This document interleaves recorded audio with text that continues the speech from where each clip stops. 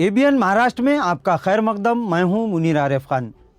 नाजरीन, सिर्फ महाराष्ट्र ही नहीं बल्कि पूरे मुल्क में अपना सियासी दबदबा रखने वाले, इसी तरह महाराष्ट्र के चाणक्य कहे जाने वाले शरद पवार की एनसीपी में सुरंग लगाकर इनके खुद अपने ही भतीजे और महाराष्ट्र के कई मर्तबा उप मुख्यमंत्री रह चुके अजित पवार ने अपने चचा को देकर सिर्फ एनसीपी को नहीं तोड़ा था बल्कि शरद पवार की सियासत पर भी सवाल या निशान लगा दिया था।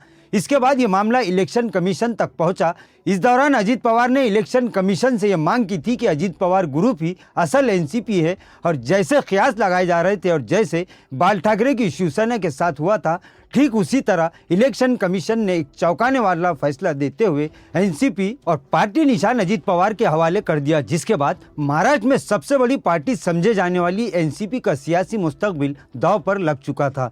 नाजरीन, आइंदा आम चुनाव में अब महीना डेढ़ महीने का वक्त बचा है, लिहाजा इस वक्त सिर्फ एनसीपी ही नहीं बल्कि महाविकास आघाड़ी में शामिल शिवसेना उद्धव ठाकरे और खुद कांग्रेस के खैमों में भी खलबली मची हुई थी। गुज़िश्ता एक महीने में खुद कांग्रेस के कई बड़े बड़े सियासी दिग्गजों ने पार्टी को धोखा देकर बीजेपी का दामन थाम लिया है। एक तरफ जहां बीजेपी तमाम ही अपोजिशन पार्टियों में फूट डालकर अपने प्लान लोटस को आहिस्ता आहिस्ता आगे बढ़ा रही थी, वहीं कांग्रेस, एनसीपी और शिवसेना उद्धव ठाकरे तीनों ही धड़ों में बेचैनी भी बढ़ रही थी कि आने वाले आम चुनाव में बीजेपी के खिलाफ अपोजिशन पार्टियों के साथ साथ महाविकास आघाड़ी का मुकाबला कैसे होगा। लेकिन अब महाराष्ट्र ही नहीं बल्कि पूरे मुल्क की सियासत में एक नया सियासी उलटफेर होने के कयास बढ़ चुके हैं।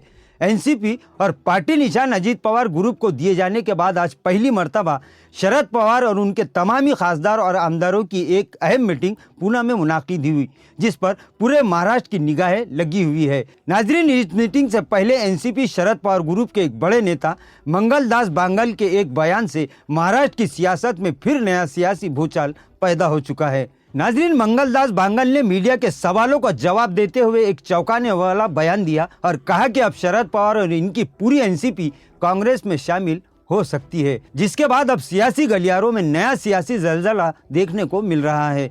नाजरीन, शरद पवार और उनकी एनसीपी अगर सचमुच कांग्रेस में विलीन होती है तो इससे साफ है कि कांग्रेस के साथ साथ खुद एनसीपी, शरद पवार, इसी तरह महाविकास आघाड़ी को इसका बहुत बड़ा फायदा हासिल हो सकता है।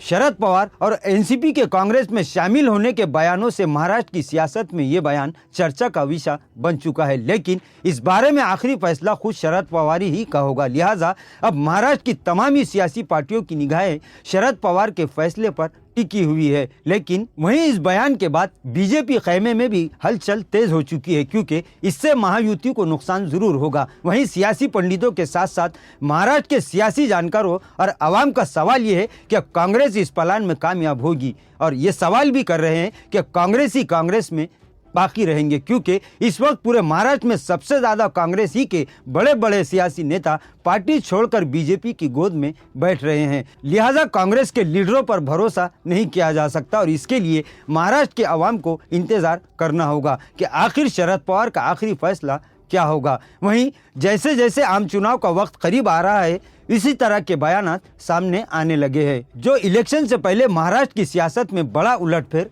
कर सकते हैं। अब देखना यह है कि क्या वाकई शरद पवार और इनकी एनसीपी कांग्रेस में विलीन होती है या नहीं। लेकिन इस वक्त पूरे सोशल मीडिया पर यह खबरें गश्त कर रही है, जिसकी वजह से बीजेपी और अपनी अपनी पार्टियों को धोखा देकर यानी गद्दारी करके बीजेपी का कमल थामने वाले यानी पलटी मारने वाले बड़े बड़े सियासी नेता भी परेशान हो चुके हैं कि अगर ऐसा होता है तो फिर उनका सियासी नुकसान होना तय है। यानी अगर ऐसा होता है तो फिर इन तमामी बगावत करने वाले सियासी नेताओं का सियासी मुस्तकबिल दांव पर लग सकता है। यानी इनके बारे में यही कहा जा सकता है कि न घर के रहे न घाट के।